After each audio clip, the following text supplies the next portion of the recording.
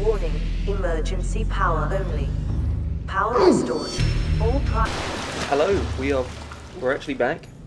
It took a while because we've had a lot of stuff going on. I had to move across the country back to my uni, and then I built a computer, which I was hoping I could do all of this on, but my files didn't transfer over, so it took a while.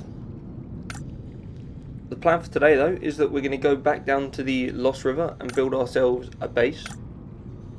And as usual, I fucking forget something and it all goes to shit. But right now I'm just pinning all of the recipes that I want to make. We're going to use one of the thermal vents down there as our source of power. And I'm going to use one of the really big rooms that I've never actually used one before in Subnautica, so I didn't actually realise how big it was until I placed it. I want to make this new base a bit more, look like it's been lived in, so I'm going to hopefully try and decorate it and stuff, but we'll get to that a bit later, and not in this episode. First things first, we grabbed some of the aerogel, because we already had all of the materials we needed for that on hand. We were going to need a lot of titanium for this as well, so I then went out and grabbed up as much metal salvage as I could before turning it all into the titanium ingots. Destroyed. Mode. Patrol. New targets unaccounted for. 1. What you just heard was like another threatening message I've had on my radio. I don't know who's out there, but they really don't want me here. To save my inventory space, I dumped everything into this one chest so I could go out and get more metal salvage without kind of overflowing my inventory again. Thankfully for you watching, I can cut bits out and speed it up, but this took quite a while because I had to swim to each part, and then this animation just takes a little while in itself. We were going to need some more lithium to make the pastille ingots, I believe they're called. So we got on our bloody mech suit that we made, and we head right down to the jelly shrimp cave again. While we're down here, we managed to find another one of these big ore deposits, so we mined that all up. Unfortunately this time though, I don't do some cool Spider-Man shit to get out of the jelly shrimp cave. I just struggle for like a couple of minutes, just falling back down, trying to get back up again. This is why I was so proud the first time. It's always like this, I always struggle. This sand shark then thought he stood a chance against the fucking drill arm of a mech suit, so, you know, he got some injuries. After that though, I was able to get out without too much issue, so great, I guess.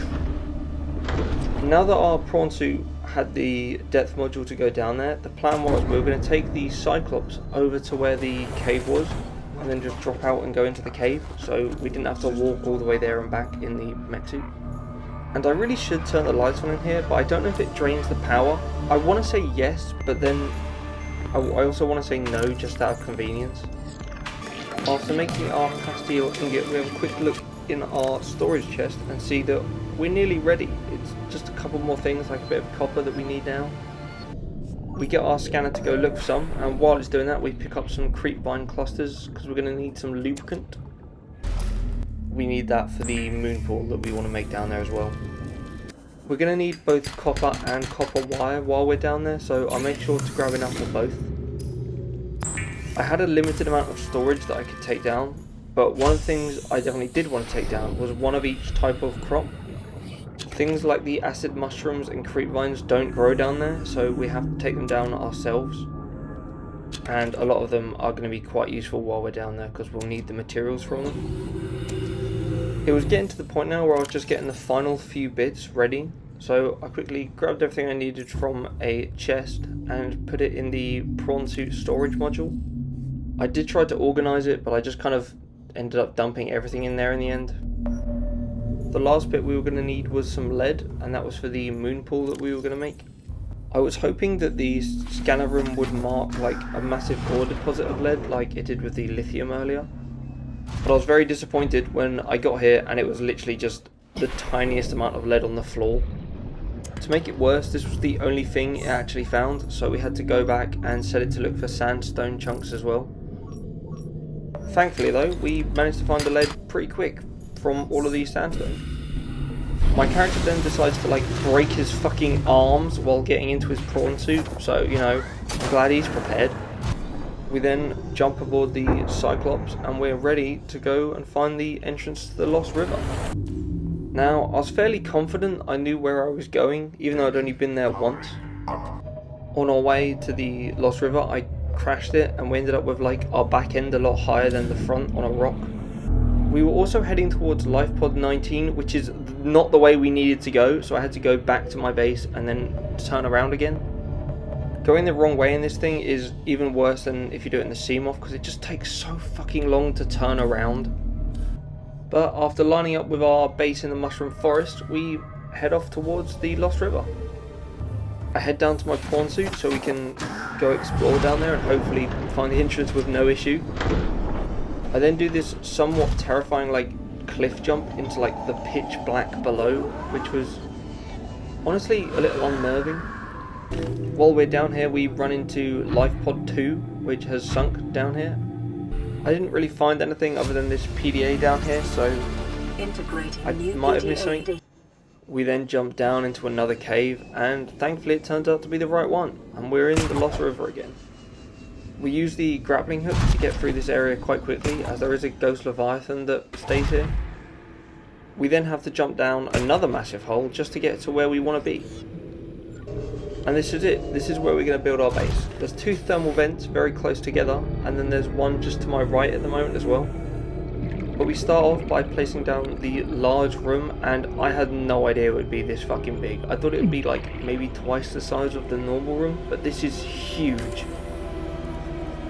We make a start on where our scanner room is going to go, and we give the base power by placing down a thermal plant.